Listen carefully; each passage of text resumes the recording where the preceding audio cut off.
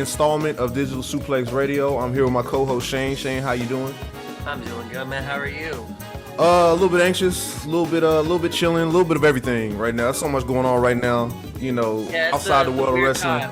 Yeah, it's a weird time in the world. We've been saying that for 2 years, but anyway, and we're gonna get into that too. We're gonna talk to y'all about Kane. We're gonna talk to y'all about CYN. We're gonna talk to y'all about stuff going on AEW. But real quick, I want to talk about, because I made a pre-recorded video about the Meltzer. What is it called? I guess you could say the Wrestling Observer Awards. Yeah. So I made like a little reaction video to that just to get some content out. And in hindsight, I wanted to get it out real quick. I wanted to make a lot of jokes. I was making some jokes. And one thing I was talking about was Jade Cargill, how she won Rookie of the Year for AEW, or just in general. And Jade Cargill, I feel like, is a great prospect. I feel like a lot of work can be done with her, but I feel like the presentation is already there. She has a great body, great look, and they can build off of that. And what I was mainly referring to as far as Rookie of the Year was Braun Breaker should have definitely got Rookie of the Year, in my opinion. In my opinion, I think so. Okay. But, and we can get into it. But right now, Jade Cargill, I'm not saying get her ass off TV or nothing like that. Because, you can, Hulk Hogan is somebody that used to hot dog and grandstand, had the go-to sequence, the leg drop and everything, the presentation, the catchphrases. Jade Cargill can do that too. But I feel like for national TV, consistent week-to-week TV, I'm not a wrestler by any means. But I do feel like once she really perfects her craft as far as in-ring, she could be a absolute unit. Yeah. Yeah. And I think she's doing that now, personally. Because now she's training with Danielson. I don't even heard about that. So they're doing that, and I think you can see each match she has. She is just getting better and better and better. She's really taking to it. I think she's definitely still green, and I love what she does with it when she does, the green like money, and the way she responds, because she gets a lot of shit from a lot of people who are hardcore wrestling fans, and they're talking about her not being a real wrestler, not knowing the business, and it's how many wrestlers started by not knowing the business? Come on, that's throughout wrestling history. And I think you can see that progression. And one thing I saw was it was a Jade it was a picture of Jade sitting next to Britt Baker. They had their titles, and Jade's presence just made the dentist look like a clown. Because she had her little AEW women's title, and then Jade Cargill had the TBS, and she was just commanding presence. Presence. She was just the star right there. And I think she's doing that really well. Even with her limited moveset, I think, because at the end of the day with pro wrestling, the work rate in a lot of ways kind of comes second in terms of if you're going to connect with people, because you got to connect first. They got to care while you're doing the moves. Yeah. Or they're not going to give a shit about the moves. And I think Jade is really taking to that so well that I'm just mesmerized. When she's she just does everything so that presence, man, it just really does a lot for me. Yeah, I'm mesmerized by a bunch of reasons, but going back, she looked good, boy. But when she does the Jaded, flips him over, sits on him, I'm like, oof. Yeah, that's a good, and that's another thing. That's a good look.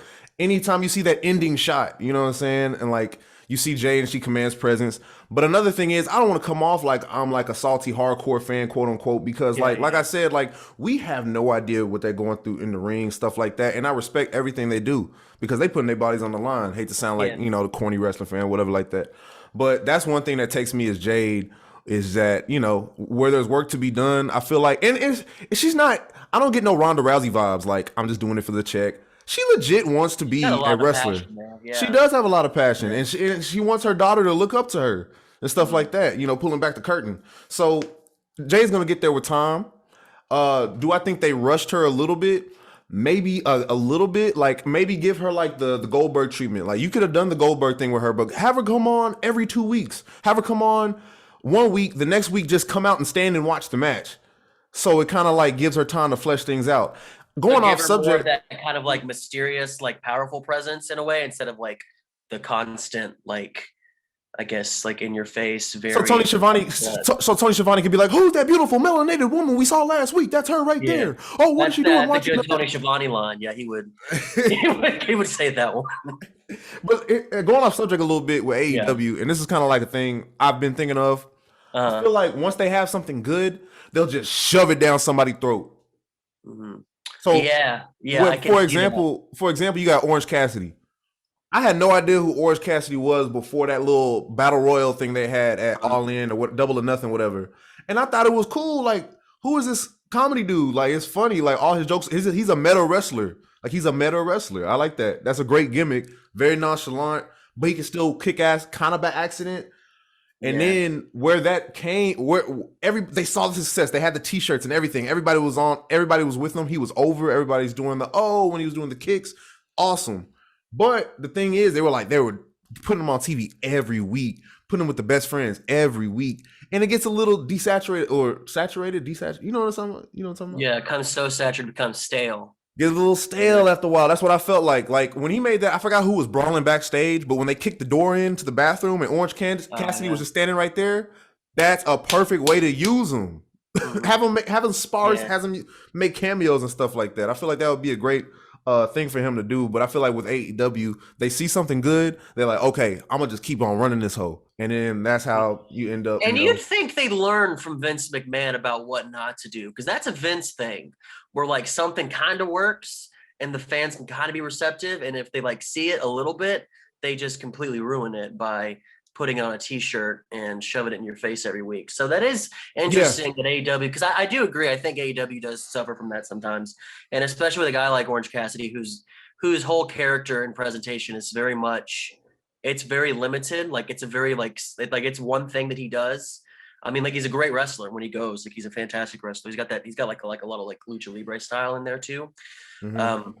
But no, I totally see what you're saying, because it's got to be, for me, like things have to be meaningful for like it to really matter. Like you can't just do the same shit every week and then because it's going to lose that meaning, which is why I think, speaking on the whole idea of using people limitedly, trying to figure out like kind of like how do you like use that sparing, like that kind of sparse presence like to your advantage. I think like what they're doing with Hook, because people were worried about that with Hook too, and like whenever he started getting really over before he had a match, like they're like okay, then he had that match, and so then there was the kind of worry like let's hope they don't like every single week here's a Hook match. So like they've been kind of like spreading it out. I think every few weeks Hook's going to be on Rampage, and it's always like it feels really special. And I think they're really packaging Hook in a really special way. And like, I totally get that. And I totally think that would, like, that's why, like, whenever, because Jade Cargill, she has, Smart Mark Sterling as her manager. Right. And see, I always thought she didn't need that. I always thought she could have just been on her own personally. And you could get into that, what you're talking about, that sort of like, unexpected appearance. Maybe she appears in the, up at the stage watching the match. Maybe she kind of comes out every now and then just and has that presence. And I do think one thing that I was worried about originally with Jade was that, like, she's like, I'm so captivated by her. I think she's got the attitude also, like, with the whole that bitch show. I love it. That's amazing. And I just don't think she really needed a mouthpiece, honestly. I think she could have, when she had something to say, she could say it. And if she didn't have something to say, she didn't need anyone to say it for her. Because like she's got that presence, man. Like she says so much just by being there. Exactly what you're saying. I want to piggyback off what you were saying with Hook. I think they're doing Hook excellent. Like, they've exposed him. Let me back up. They didn't expose him. They showed him a lot, with Team Taz, and he did have this mystique, like I was saying with Jade. He had a mystique about him because you're like, who is this kid? I didn't even know he was 22 or whatever. I thought he was like legit like 18. Like he got a baby face. He has a cool look. The girls like him, and he just comes out and he's mysterious, and he sort of poses a threat because he's not goofy. He's not funny. He's coming out. His dad's Taz. He probably has a shooter background in some form. And when he finally made his debut, the presentation, by the way, I don't know if you knew this, but it was all his call, like his entrance music, how he came out. And you just got to kind of like, he got to be in control of all that. Yes, Tony. That's why Tony Khan kind of cool. He's a goofy, but he's kind of cool when it comes to like your creative output on your own character.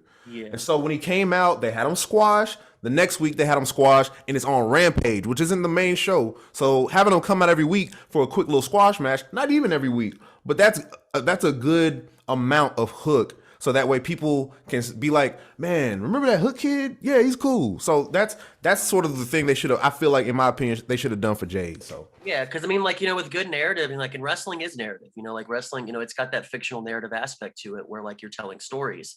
And I think with someone like Hook, like if you know, you build that at a good pace, then people are into the story so that whenever it does come time for the big matches, the big appearances, if he ever does decide to talk, because he doesn't really need to talk right now. He just, you know, kicks ass. yeah, Cold-blooded killer. And like, and even then, like, you know, you talk about how being like kind of serious and like demanding, like, you know, kind of having that like, you know, threatening pose. But like he'll do things because of that. Like he'll be so into that he does a lot of like funny things unintentionally. Like whenever he's like just eating a bag of chips, just like exactly. he's just standing there like he's eating chips, like whatever. And he has like, you know, that sort of like, you know, that just, you know, just got out of bed, like hair going on. People love him. Like he's got the Action Bronson theme, like the Yeah, lights out. Like it's just so cool. And just like the screen just says Hook, all that's his caps that's his right there. fucking name. Is Hook, Yeah, bro. The that's it. All shirts, caps. the shirt. What does the shirt say? Hook, Hook. bold Yeah. letters. And It's very I simple. probably will buy that shirt when I get paid. Well, also, did you know that they have a Owen Hart shirt for sale at AEW? First Owen Hart merchandise in like 20 years or something like that. Yeah, because they're Officially. doing the Owen Hart Cup. Yeah. Yeah, and all proceeds go to like the Owen Hart Foundation. Martha Hart, Yeah. his wife. That's Yeah. awesome. That's awesome. Good Yeah, for and you, I AEW. wanted to say something about that because Martha Hart has gotten so much shit the last, you know, She 25 has. years or so. She Yeah, has. because you know, well, like from, you know, not from people like us as wrestling fans, but from a lot of the really like shitty toxic fans who they would like, you know, because she didn't want Owen being in the Hall of Fame for the WWE. And for Understandable, yeah, and completely. she didn't like, you know, when the WWE would use like basically his shit to make money off of him.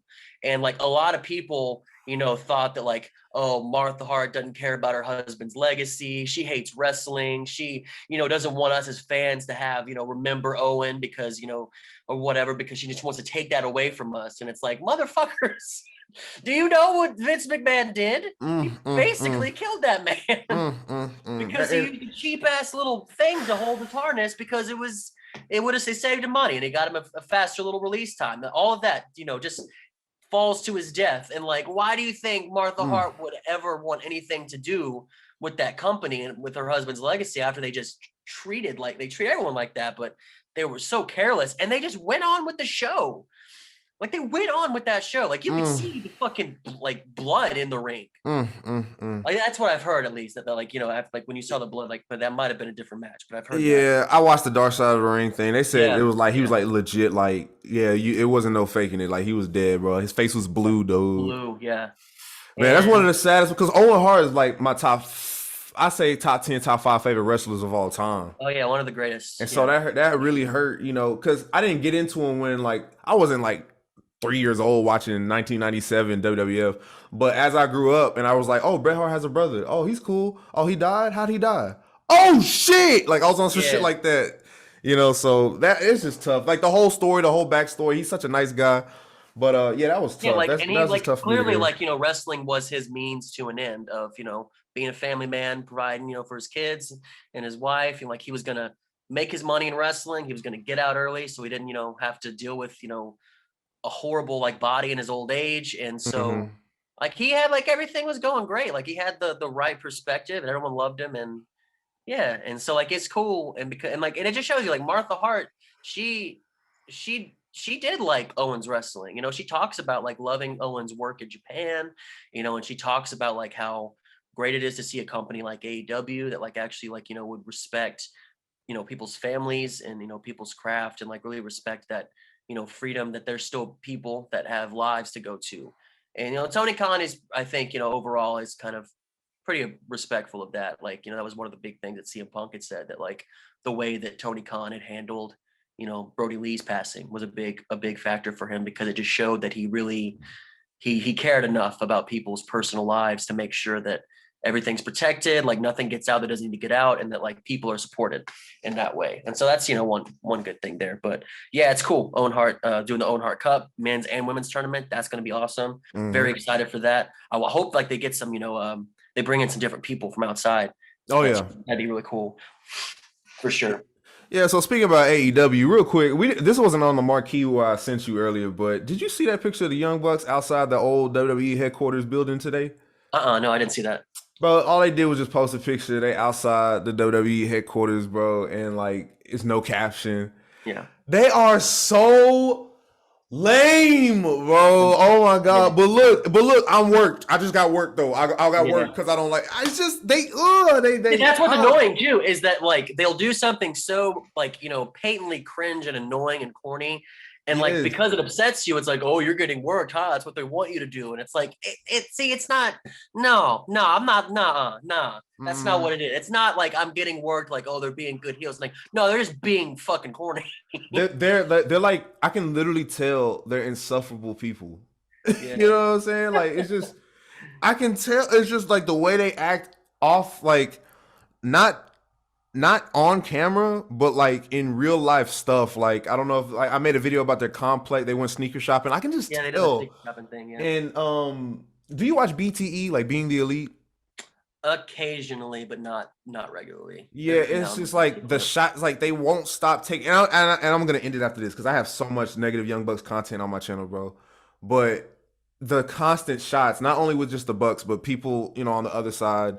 And we're gonna get to Matt Cardona and EC3 and them, what they doing too. But it's just, I don't know. Like I understand they did you completely wrong, and just you're going after them. I just don't understand the obsession with them and WWE, especially since they had little impact on that company. They were only in it for like job matches. So what's the hatred? It's uninteresting too. Like I'm not concerned with some weird conception of like a war. I don't care.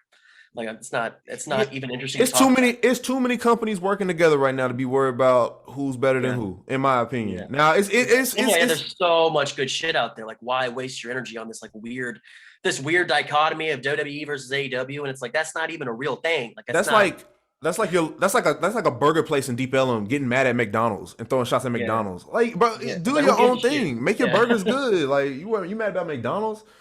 But anyway, I guess what can we send it to next? Since it's already fresh in my mind, I just found the picture. I was gonna actually ask you if you could find, because I could not find this picture.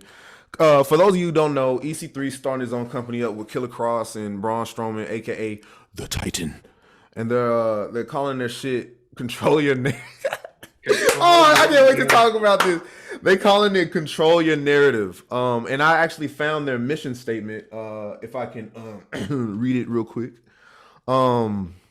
What does it say? Here it go. It says the "Control Your Narrative" concept has manifested itself from an idea to a movement, to a live touring televised wrestling company. We, collectively as wrestlers, can no longer wait. We cannot wait on companies that only answer to shareholders. Companies where billionaires collect talent as toys. Companies that fire their entire roster for the mistakes of their office made. Companies that are complacent in presentation. All talent featured in CYN have asked to be a part of the project. These competitors range from known to unknown. So here go the list of people that's really about to be at least a big major player. I don't know, maybe on the first episode. We got Matt Cardona, Moose, John Schuyler, never heard of him, bless his heart, Matt Seidel, Marina Shafir, Weston Blake, Matt Taven, and more. So it's going to come to Dallas, Texas. Is going to be his first stop in March 31st. Awakening. The Awakening. Narrative. Big words. Big words. Narrative. Yeah. And every time they post, the narrative is looking a little more and more Nazi every now, like as they. I do get some alt-right. I get some Proud Boy vibes from this, because what they've been saying. January 6th shit happening there. What they've been saying. Chris Jericho's wife is going to be the backstage interview. Oh, absolutely. But what I've been seeing is they've been posting these statements like, we're going to have wrestlers that were canceled. We're going to have you able to speak your mind. The rant room. The rant. Did you see that? Did you see that? It's VIP. So if you pay money, you get to talk shit to a wrestler and say whatever you want to him. Yeah, or something like that. Yeah, and I think it may even be like other people. I don't know. It may not even be just wrestlers, but You just yell at someone. They have to listen to you. Have you seen their merch? It's great. Nah, not yet. Not yet. Oh, it's awesome. It's awesome. They have they had one. It says, "We live in a society and it sucks." No way. Yeah. They got some Joker action, bro. They got some I damn. don't know if you can't see it. It's not going to work. But Oh, that's. I'll pull up a picture when I clip this. yeah. That is hilarious. Yeah. Put that in the thumbnail. Oh, that is hilarious. Yo, it's like, this is the thing. When the independents have, I feel like this is the strongest independence has been in a while. Oh yeah. So when you got these guys with notoriety and they got some money and they band together, kind of like with AEW. This is on some AEW shit, low key. EC3, which, you know, he was kind of on some weird shit leaving. What was he last? I think he was WWE last, right? He was. He was in NXT and then he got bumped to the main roster. They never used him. Yeah. And then so he went and like he started making these weird cryptic promos about controlling your narrative, just coming off like just very unlikable. So I was like, okay, he's doing like a heel character. And then when I realized like, oh, he's working on this with Braun Strowman, you know, let's think about this. Austin Aries. Austin Aries, yeah. Take your mask off if you want to take a picture with me at these signings. Austin Aries be walking out on matches and shit, smiling to the camera when he lose. So you got people like that just going off of what their past history and who they got. This is gonna just be one of those alt-right kind of. It's giving me alt-right vibes. Yeah, and it's bringing like the worst people that no one wants to see. Yeah, and it's like we're mad that it's just giving me angry vibes. Like we're mad, and now we're gonna really say what we want to say. And all I see coming from this, like uncensored. They're not ready for this. No snowflakes, you know. Goddamn canceled. Yeah, we're not canceled over here. We're not canceled. Don't cancel us. But what I see coming from this is, of course, it's gonna be some wrestling. The promos, the vignettes are gonna be so and they're gonna be all over Twitter. And I guarantee the first episode in Dallas is gonna something crazy is gonna happen.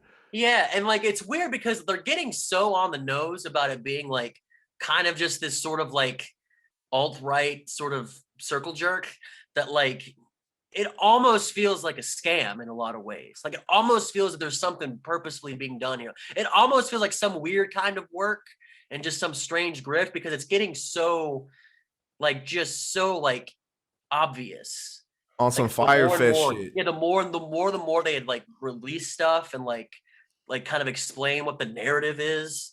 Like the narrative. It gets such and such like more of like this is just a grift. Like this is like one of those weird right-wing scams. Like this doesn't feel real. Yeah, and what's gonna happen is you're gonna get these, and people are already. You already know some people are on board, and you're gonna get those cult fans that's like gonna spread that narrative to other shows live, and they're gonna wear the Control Your Narrative merch, and they're gonna like they're gonna reshare this and like, oh, EC3 is not afraid to speak his mind. And bro, like maybe I'm jumping the gun. I like to lead with blind optimism, but I just can't. I'm not getting no good vibes. You know how like AEW started up, and I'm like, oh, whoa, this is new. I'm not getting no good vibes from Control Your Narrative at all. No. No black wrestlers except for Moose.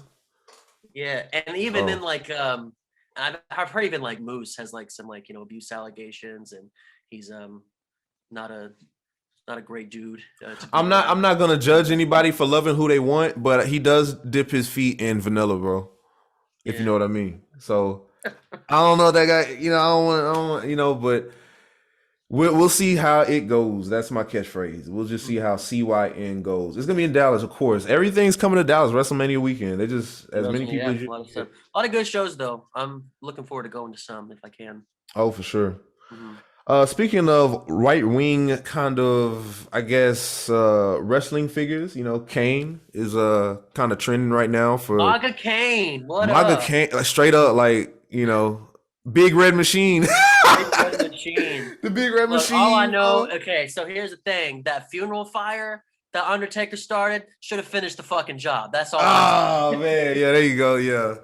That's got to be Kane. On Twitter tripping. Yeah, so I don't have the direct tweet, but everybody's probably seen it already. Kane basically has his little hot take on Ukraine, saying, saying what he said. perpetuating just a lot of U.S. propaganda and just a lot of bullshit. Yeah, and it's just being just very very ignorant to the situation, very very uncompassionate to the situation. I feel like this is big news and heavy on everybody right now, but we try to distract ourselves in any way we can.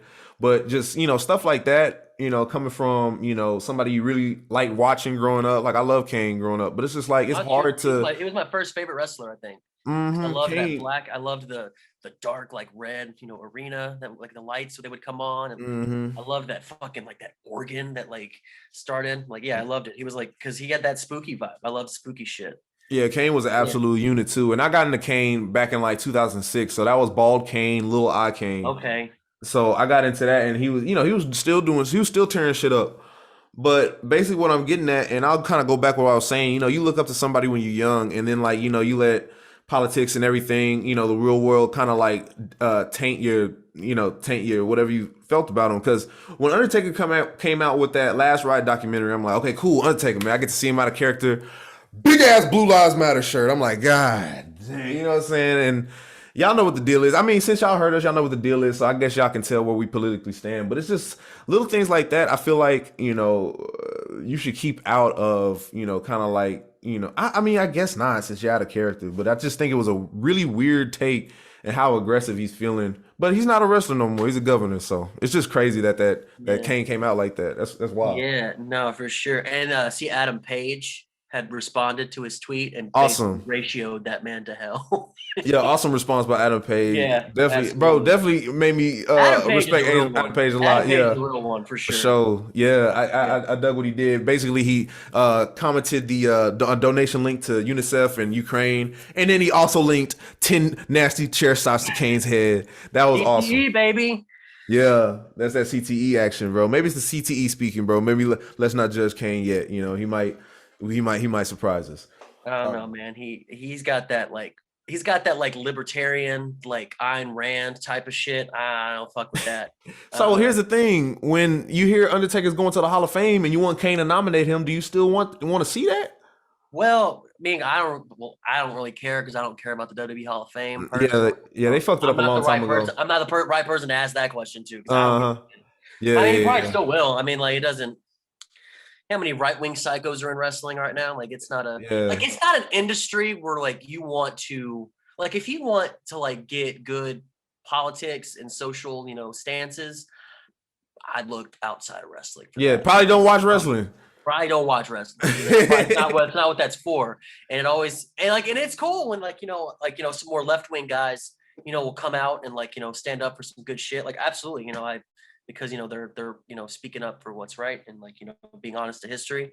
Absolutely, I love it when like wrestlers like Biggie is very very open about like the things he's experienced and kind of how with all the stuff that happened with George Floyd. Like I think a lot of black wrestlers they really use that as an opportunity to really get people even in wrestling who may not even fucking give a shit about what happens in the world to like actually think about this stuff. And like that's important, absolutely, but as a general rule, people who get into a profession where they get the shit kicked out of them and kick the shit out of people, they're probably not going to be like the people you go to for sound political advice. Yeah, man. And you try to get away from that shit by watching wrestling. That's the thing. Yeah. That's an Like escape. I'm not saying like no politics in wrestling because like I do think at some point you do have to take a stand on some shit, but like right wing shit, that's got to go. That yeah, that shit's got to go. That fashion shit's got to go. Because we're seeing a lot of progressive things in wrestling right now. Like the LGBT community is thriving right now in professional wrestling, especially on the independents. Yeah, they're starting their own shows. They have like their own sort of like for us type of stuff. Like you see a lot of black wrestlers doing like with like Black Wrestlers Matter. A lot of queer wrestlers are doing the same thing, having like these very all queer shows run by queer people, bringing in people from like different queer communities, like drag and stuff like that. And so you're seeing a lot of that, and that's important for sure because it really needs to like there is a time and place where it's necessary to like have the right views and speak up when it's time to speak up, but you probably don't want to know about some of your favorite wrestlers' political leanings. Yeah, for sure. And and that kind of blends into like what era we're in nowadays, where if you want to see a wrestler on TV, like, What do they do in their personal life? You can just go on their Twitch, you can go on their Instagram, you can go on their Snapchat, and just see how they really are. Wrestlers nowadays got their real names in their Instagram bio, you know. So Oh yeah, I feel like that line has been like blurred. Sasha Banks, she goes by as like Mercedes Verano. That's like her name. So Yeah, and it's obvious. Like WWE has a sponsored podcast called Out of Character. yeah. And like one of the questions is like, how do you relate to your character on TV? Like they don't even try no more with kayfabe. Kayfabe did. But it's funny though that like they'd have a show called Out of Character. Like even though the WWE is like it's a 24/7 in character thing. Like anything that's WWE official. Like so even the out of character shit is still filtered Yes. through WWE like pro WWE lens. Like you still have to kind of like this is the closest we can do for a shoot, guys. Yeah. Look, just be like you, and you can still barely say AEW or barely refer to any other wrestling even promotions. like the out of character, like non-kayfabe stuff is still like very much monitored and like controlled. So like even then, it's like WWE is a great example of controlling the narrative. Like they know that. yeah. That's probably where he got it from. Right where he got it from. Vince McMahon's been controlling narratives for a long time. Mm-hmm. Oh my God, such a good segue. Speaking of Vince McMahon, poor Vince. WrestleMania, man. Vinnie Mac. Who you got? McAfee or Vince? Because the rumored match. The rumored match is what they're saying is Vince McMahon versus Pat McAfee at WrestleMania. What's the story there? Well, here's the thing. Has there been a story yet? No, they're just saying like eternally, how journalists get their stories somehow. I don't know whose nuts they're sucking, but like basically they're saying like eternally they're finding out like that they're actually planning on. I'm sorry, I got a message from my band. Eternally they're finding out that the plan is to have Pat McAfee versus Vince McMahon. But if you, I don't know if you follow Pat McAfee or anything like that, he's having Vince McMahon on his little YouTube show, which is kind of like the first time Vince has done an interview since like 2015, since he's been on the Stone Cold Steve Austin show. So they're saying maybe a storyline might start there. And I just don't see the interest for, he can barely do a backstage skit. Yeah. The fuck is he doing wrestling? And why, if you notice the WrestleMania card, and this is why I didn't fucking go this year, the WrestleMania card, Logan Paul, Ronda Rousey, Brock Lesnar, who's wrestling more than usual, ironically. Yeah. You got, did I say Logan Paul? Stone Cold probably coming back. Vince McMahon, what is up with this card? Mm-hmm. I haven't even like looked at the whole card. I know that night one, I think it's been pretty much confirmed that it's going to be Charlotte and Ronda Rousey in the main event, which I'm not like super excited about. But I don't know. Like it's pretty bad, isn't it? It's not good. yeah. They just grasping at everything they can. It's like they just don't build new stars. WWE just does not build new stars. And like honestly, like it seems like it just feels like, and this might also have a lot to do with like, the pandemic and kind of like how everyone is like emotionally and like mentally, kind of how they look at things. Like WrestleMania just doesn't feel even like exciting anymore, does it? Like, it feels like a chore. 2 days of WrestleMania. I don't know why they did. And it's not even like Wrestle Kingdom where you're getting some like some real good stories and real good matches and like really good like quality stuff. Like it's WrestleMania. Like it's really not even a wrestling show. WrestleMania, especially not really a wrestling show. It's always been just like a pop culture like kind of. It's that weird insecure Vince McMahon thing where like he's so desperate to like legitimize pro wrestling in pop culture, and to some degree like it is like it's a very American thing, like it's very much an American culture, but it's like be on par with like the coolest shit in pop culture, and it's just not. It's just like it's still at the end of the day, it's still like it has these like little moments of like cultural relevancy like over in the general perception, but at the end of the day it's still like a pretty niche thing. Like you still have to kind of like love wrestling to like want to watch it consistently. And Vince McMahon, because like he hates wrestling, he's never wanted to be a wrestling show. He's always wanted to be like entertainment variety show type thing. It's such good shit, and like and so it doesn't even feel. I mean, if Bad Bunny's there, that might be cool. Oh, dude, Bad Bunny, whole shit. Nah, but he might be there. And so that's the thing we dealing with WrestleMania nowadays. We not getting no Shawn Michaels Undertaker no more. We're not getting no Rock Stone Cold no more. I mean, Roman and Brock is pretty big. Like Roman and it's Brock is pretty big, but other than that, I don't know. But yeah, well, yeah, because I mean that's the same thing. It's been the last, like what, like almost like decade now. It's Roman Reigns and Brock Lesnar. mm-hmm. But I think as far as the main event, Roman Reigns and Brock Lesnar, or if that is the main event, I feel like that's the marquee match. Or I guess Charlotte and Ronda. But I think Charlotte Ronda's night one. I'm pretty sure they're probably gonna push Brock and Roman. they have to do like one time Brock Lesnar opened up with Seth Rollins for the Universal. Y'all just put them on last. They about to unify the title and shit like that. So just put it on last. Make the night big. The WWE doesn't give a shit about titles, honestly. Like they don't. Why okay, so why are there 2 women's championships, one for SmackDown, one for Raw? There's too many titles. Thank you. There's too many titles. Yeah, and even with the Universal and WWE title, like that's such a stupid, like weird offshoot. Why not just have one big title for each division if that's what you're going to do, and like just make it feel special, like make it like, okay, these are your representatives, these are going to be the people that you're going to see on both shows. Why there's so many fucking belts and they don't mean shit. It's like one for each, and it doesn't help that each belt is just a carbon copy of the other one. Like one's just red and one's just blue, like a toy. So it's they even have SmackDown and Raw tag team titles too, don't they? So that's you. So you have like 10 people walking around champion on your shows. And then Intercontinental, and then United States, which aren't getting defended often at all. Those are like the 2 like mid card titles, right? Mm-hmm, that barely get defended. It sucks because like historically, the Intercontinental title was always like who's the best worker is, like who's the guy that's on the cover, who's got the best in ring, like who's really on the rise. Yeah, Razor Ramon, Shawn Michaels, all that. Just, put it on to whoever at this point. Yeah, but bro, I would be great. It would be great to have one grand champion because that's gonna hold more weight. Because now it's just like, oh well, there's another champion on the other show. Have them float around brand to brand. Y'all, who gives a fuck about the brand split? Just have the champion float.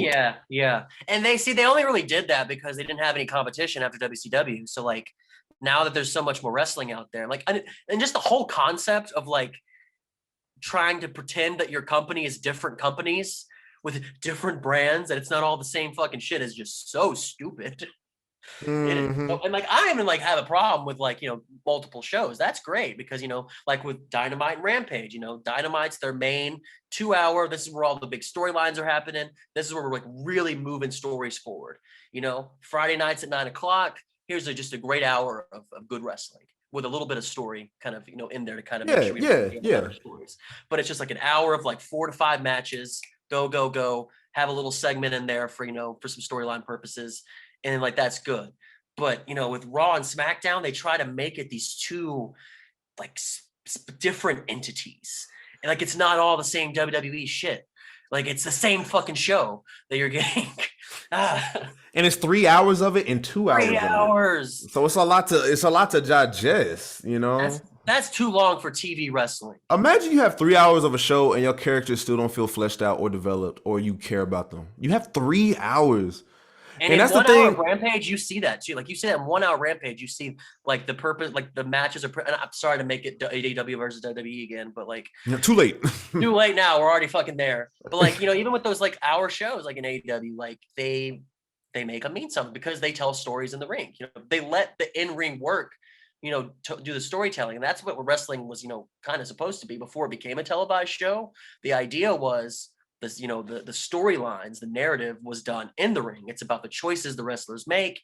If they do something dickish, they get booed. They do something, noble, like they show like hard work, they get a lot of sympathy. They would use that to get it. Now, now everything's about like, Vince McMahon wants to make it these little like televised skits and movies and little mini shows, and that's fine if that's what you're into, and there's a way to do that and do it well. You can do that very well, but like it's not a wrestling show basically these days. Like it's wrestling elements in a weird ass variety show that's only really truly watched by Vince McMahon because he's the only audience that he has in mind when he makes the damn thing is himself. And that's one thing I liked about the Attitude Era, bro, is Attitude Era, take it as you will, but Vince Russo has something for everybody to do, from Too Cool, Kaientai, Steve Blackman, Al Snow. Everybody has something to do. It didn't matter if you're a Rock, Triple H, Stone Cold. Everybody has something to do. And that's something I really appreciate with Vince Russo, how he was writing back then. And then, you fast forward to maybe like TNA 2006. Everybody has something to do. Shark Boy has something to do. Curry Man has something to do. Elix Skipper has something. Everybody has something to do in some Prime time capacity. Elix Skipper. We don't talk about him enough. Oh man, Prime he time. is one of the most underrated talents. Primetime Elix Skipper, and he could flip, boy. He could flip. He was so cold. Yeah. Very athletic dude. He definitely deserves his flowers. I don't think he's gotten a lot of credit for, especially that 6 Sides of Steel tag match they had back in like 2003, I think. He did walk along the top of the rope, did like the Rana off the top. Like that is just When are you ever gonna see that again? You're never gonna see that again. That's one of the best moments of wrestling history. I don't care if it was a big spot, bro. That was one of the best spots in wrestling history to this day. Shout out to Elix Skipper. Hope he's doing well out there. Whatever. Shout out. Well, I listened to Booker T's podcast, and he's like, if I would have named Elix Skipper, he would have been called the Skipper of Elix. I'm like, oh yeah. But Elix Skipper, man, he's cold. He's a cold dude, man. Underrated talent. I wanted to talk about a couple more things. I forgot though. Let me look at the little marquee real quick. Let me check it out. Oh yeah, Jeff Hardy said, "Fuck WWE." He's pretty much going to AEW. You think that's the move? That's the right move? I do. I think it's probably the most logical move for him. Because I don't know how long Matt and Jeff feel like they have. I mean, for me, I say as long as you feel like you can do it, whatever. We've seen people have, long careers and somehow do still really well. Minoru Suzuki is an example of this. Yeah. Been in the game since late 80s, early 90s. For sure. And he's still going. Rock and Roll Express too. They're like in their 60s. Yeah, and Ricky Morton's still, perked up hitting destroyers on people. Yeah. Who taught him that? He's been doing it ever since he came back and doing his little independent run. He's been doing that. I love it though. Destroyers, it's great. And I love it when older wrestlers like that, they really respect where wrestling is now to be a part of it like that. That's always really cool because, wrestling is a thing that should evolve and there should be, all types of ways to interpret it. And I think a lot of those old heads, they don't think that. They think it should be one way, and that's just stupid. That's really cool when I see older wrestlers like that kind of respect where wrestling's going and want to be a part of it. That's always fun. And the fans are pretty receptive to that too, if they can really tell that you really care about this. But as far as Jeff Hardy goes, I don't know how much longer they think they have in their career, but I think it's probably the most logical, right? I mean, if you want to still do this and you still want to do it on a level and get a lot of respect and you feel like you still have so much to do, you have things to offer, then I think for him, it probably makes sense to go to AEW. I don't necessarily see him doing a tour of Japan or anything. Yeah. Run all the indies because I feel I think he wants to be with Matt and they probably want to have a good, they probably want to end their career on their terms. Probably have just a good Hardy Boys run. Yeah. Something they can feel proud of, I think. So probably his move. And I think everything they're doing with the Andrade Hardy family office, the way they're kind of setting up some dissension there, like what I've talked about before. We talked about this last time. I think I feel like that's the direction they're moving. They should move in that direction. Yeah, move away from Hardy family office to Matt and Jeff. And that's just because Matt got unfortunate. He debuted Broken Matt in AEW literally the day after COVID hit. Yeah. And that was the silent audience. That wasn't even the restricted audience. There was no audience in his debut. Yeah. And they did that kind of I get what they're trying to do. They did that weird thing where he popped up in different parts of the Woo, that was bad. That was tough. Yeah, because the editing was so awful. I was like, oh, you don't have to do that. You ain't got to do that. Oh, whoa, no, don't do that. Whoa, what are y'all doing? Man, you ain't got to do that. But he just got struck with bad timing, so he had to do. And he was remember, he didn't go straight to big money. He tried to do this thing where he was shift into different versions of himself, which a little kind of too cartoony for me. I'm not really a big fan all that cartoony shit. Mm-hmm. But he's doing the best he could with that big money stuff, and he kind of he's trying to get Private Party over and Butch and the Blade and stuff over like that. But now I'm ready to see a Hardy Boys reunion. And like I've said before too, I think those teams can get over without having to be there. I think they're probably going to be better getting over by really doing their own thing and really committing to that. Because it just feels overall they just kind of stand back and do the big money Matt thing, and it's a kid. Like, but I feel like if those guys can really, do something kind of on their own terms, on their own feet, then like I think they'll be fine getting over. I think those are both great teams. Oh, for sure. Yeah, have them face each other or something. Yeah, that could be it. Like get a feud going there. Like little. That's a classic wrestling storyline. Little interfaction turmoil. Fight about it. Right itself.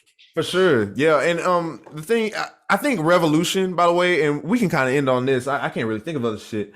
But I think AEW Revolution is shaping up to be one of the best cards in a minute. I don't know if you've seen that MJF promo he cut on CM Punk.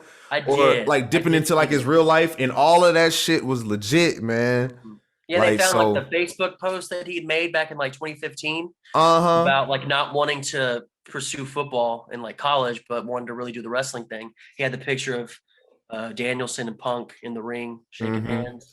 Man, look, MJF can cut a promo, and the way he dips into real life and throwing it right into the promo, relating it to the feud, is just this is the best feud in AEW history. Think so. I think so. I probably wouldn't argue with you on that. I don't know. Maybe Omega Hangman. Yeah. Maybe I Omega don't know Hangman. what I would consider the best feud, but like I probably wouldn't argue with that just because I think they both I'll say this. I think MJF is doing his best work in this with CM Punk. Yes. Now, I will say this. I have not been as big on MJF. Oh yeah? Yeah, really. Well, and here's my thing because he has the conviction in his promos, like you can tell like he's confident and like he knows how to work the mic. There's something about it though, where when he tries to act, like it's like it always too forced. Do you think it's forced? It always feels forced. And but in like a weird, I don't know. I was thinking about this other day when I was high. I had like a really cool thought about it. Yeah, you got to write those down. Thinking about it. I should have wrote that shit down. Mm-hmm. But like, there's something like really forced about it, and like a lot of his insults are just so like edgelordy and like 12-year-old shit that I'm like, come on, man, give me something better. I guess I can hear that. Some of his insults are like so like lame, where it's like, really. Come on. Yeah. Try a little bit. Give me something. Like be a little smarter about it. And like the way like he cut his promos, like it's very like it's forced, but in a way where like he's I don't know, like he's not I don't know. I can't quite get it, but like there's something about his promos that just don't do it for me. But I will say like the first promo he ever cut in AEW was when it was Double or Nothing was their first show, right? Yeah. Double or Nothing. That's when he came out. That's when Hangman was out there. I wasn't against Bret Hart. He came out and was talking to Bret Hart. Yeah. Yeah. Well, there was one promo he cut on. I think Adam Page might have been out there with him too. Okay. And I think because I think they revealed the belt or whatever or some shit. I can't fully remember, but like MJF came out, started doing his shit. And then I guess it may not have been the first one. It might have been a different promo, but it was like one of his first ones where he came out and he was yelling at Adam Page. He's like, a horse is a stupid idea for a gimmick. Like he was just yelling about that. And then he said, look, I'm no horse professor. And like, I thought that was like just the funniest shit when he said, I'm no horse professor. And I thought like, that's going to be funny. Yeah. And I would see like clips of him like yelling at kids at indie shows, like getting in their face, telling them to cry. And I thought it was like really cool. And then like the more and more like he was on TV, the more promos he cut, like a lot of it started like getting into that like really weird, like freshman in high school edgelord humor from like 2005. I get you. Yeah. And I get you. It just kind of makes me wince a lot. I'm like, come on, give me something. I get you. Yeah. But I will say, I think if they can really pull off this dog collar match, which I think will be awesome, I'll rethink my stance on MJF, because I also have heard about MJF that like he's also like backstage he's just like a great dude. He's like very supportive. Like because I've even because he came from like this pro wrestling school, Creative Pro Wrestler. Like Mhm. that was the place that he trained. He trained there. He trained Chris Statlander trained there. A lot of people trained there. And I've always heard stories about him like just being like a person that people go to and like that, or he's like just there for them. And like I also heard like there was a wrestler or there was someone after speaking out, one of the women that had, you know, made a statement. I'd heard that MJF actually called her and like talked to her about it and like listened to her and stuff and like was really present for her. So I've always heard that he's like a genuinely nice guy and like, you know, he's just really good at doing this thing. That's My dog wants cool. to go for a walk. So he's Oh, barking. yeah. But anyways, yeah, but yeah, so like I think that is cool. I just haven't been as on board with everyone else as far as his promo stuff, but I think this is their best work. It's a story I'm really interested in. I'll say that. I love CM Punk's "Will You Be My Valentine" promo when he announced the match. Like that was cool. And like I think the story was like there, like, you know, because you know, MJF talks about, you know, Piper in Portland or whatever. And then like, you know, CM Punk mentioned, you know, "Will You Be My Valentine?" I'd actually heard that like was a reference to a dog collar match that Roddy Piper and damn. Greg Hammer Valentine had. Nice. So he did Let's like, call and back. this was like the day, like 2 days after Valentine's Day. Yeah. Uh-huh. And I thought that was really clever. I thought that was really Okay, cool. cool, I mean, cool. CM Punk can still, I mean, he's just immaculate on the Oh mic. yeah, he still worked the pipe bomb. He can still talk his ass off. He can still talk his ass off. Absolutely. And then that's why I like when you got two talkers like this, you know what I'm saying, in a program together. You're gonna get moments like what you got the last time on AEW where he was like, you're gonna see some really good storytelling. Because I love, you know, that, and at the end of the day, that's like really what it is that draws people to wrestling. At the end of the day, like the moves are great, the work rate's great, but man, people want to connect. They want to care about it, you know? And then that's what sports is too. Like people don't like watching blowouts. They love watching close games because there's drama there. There's like, you know what I mean? Like you get drawn into it. You're like, oh shit, where could it go? And it becomes this kind of narrative.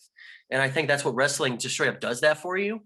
And when you write like a story like that so well, there's some pro wrestling can be like just because to me pro wrestling is the best sport and art form of all time.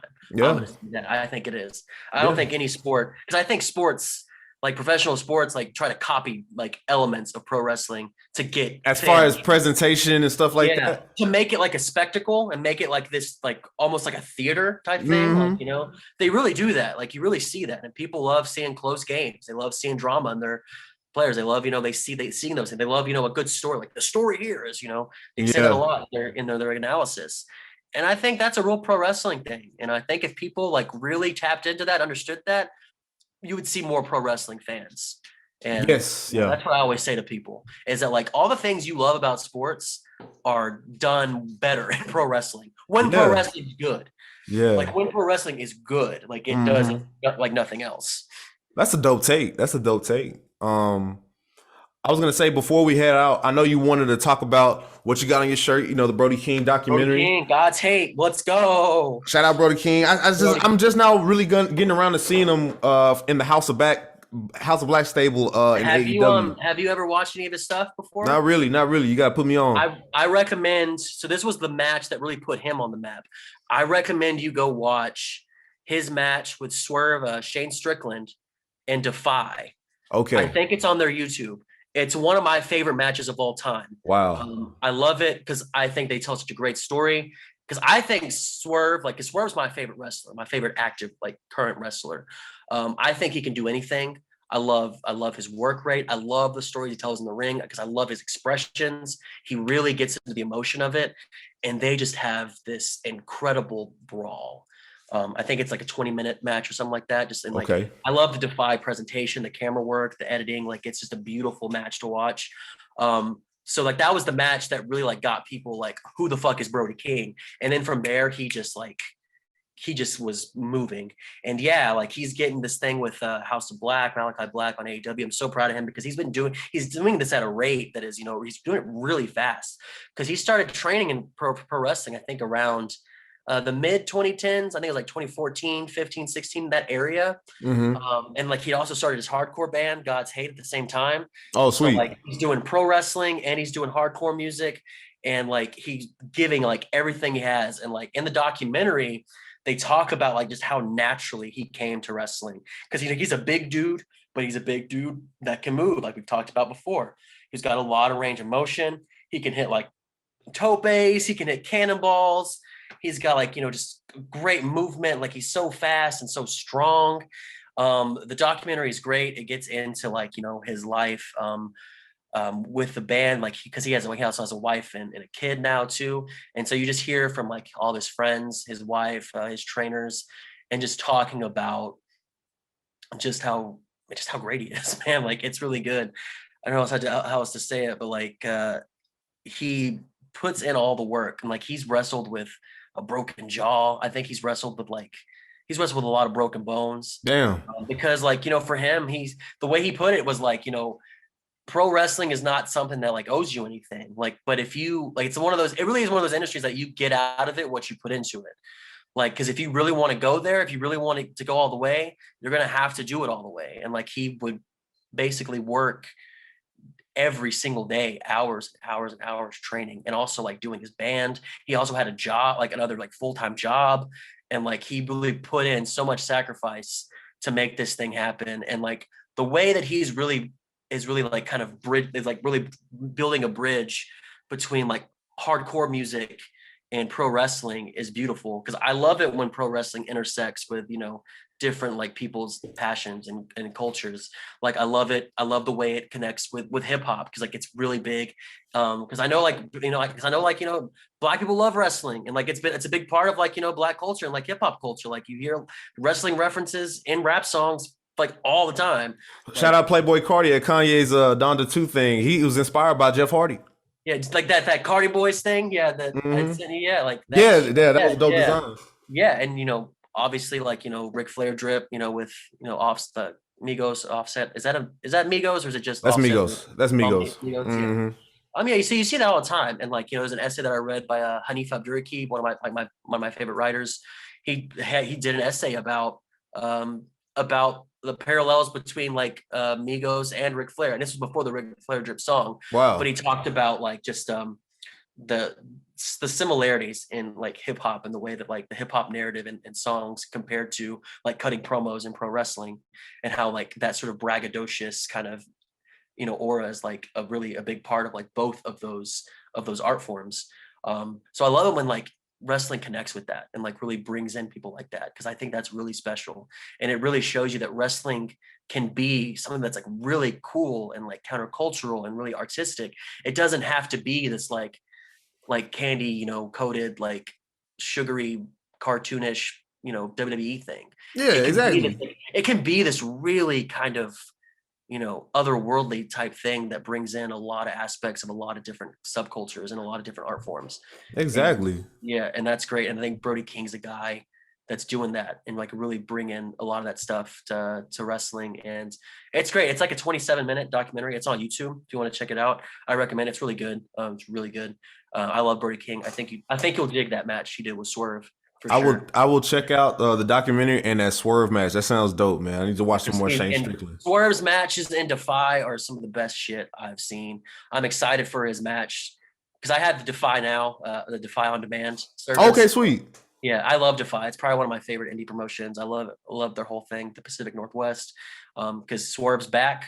He's not Shane Strickland though anymore. He's been very adamant that he's just Swerve. Swerve. Okay, let me get it right. Swerve, okay, just Swerve the realist. Okay, cool. Swerve the realist. Because someone like in Defy, someone like one of the interviewers like introduced him like Shane Swerve Strickland's back. And he said, "Okay, next time you're going to refer to me as Swerve. Okay. There is no Shane Strickland here." Wow. Okay. And he just went into that. He's been doing that like maniacal shit now, where he's like he does that little smile, and like he's really good on that evil shit. Okay, man, I gotta check out. I will check out Swerve. Don't kill me, Swerve. Yeah. So I'll check him out. And also I just want to say shout out to Brody King for being in a band called God's Hand with a song called God's Hand on an album called God's Hand. Oh, God's Hate. Yeah, being in a band called God's Hate with a song called God's Hate on an album called God's Hate. You just posted that to your story.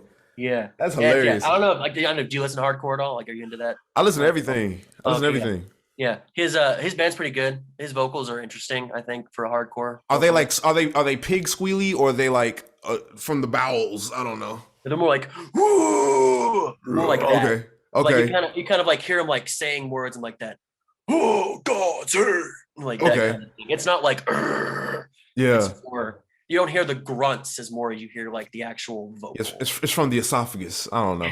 Yeah. Yes, the diaphragm. Wow, great take, great take.